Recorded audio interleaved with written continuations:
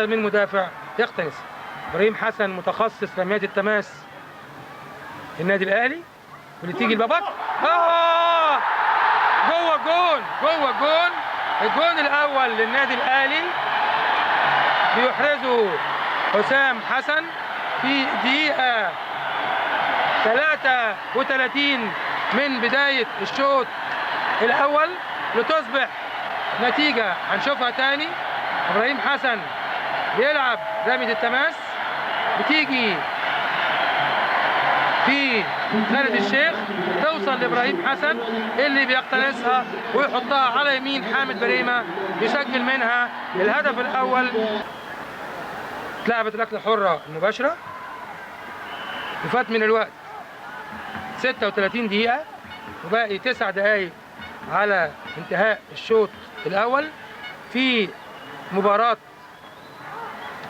تصفية المجموعة الثانية للبطولة العربية أبطال الكؤوس.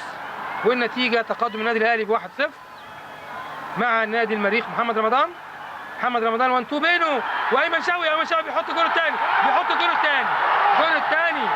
الجول الثاني للنادي الاهلي.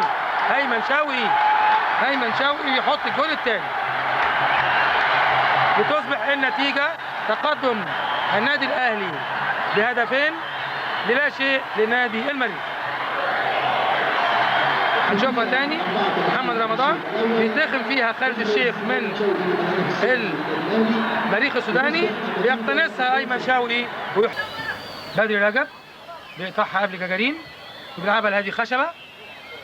هادي لحسام، حسام بيلعبها لهادي طويله، هو وابراهيم عطا بيلعبها لحسام حسن. جوه الجون، الجون الثالث للنادي الاهلي.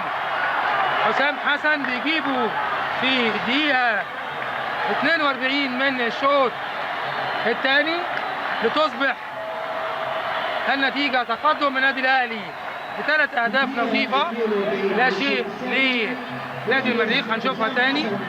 كرة من هادي بيجري، هيلعبها ورا لإبراهيم حسن، لحسام حسن، يلعبها لحسام حسن اللي بيعدل لنفسه وبيشوط شوطة قنبلة ويفاجأ بيها حامد بريمة، ويحرز الهدف الثالث للنادي الأهلي. طبعا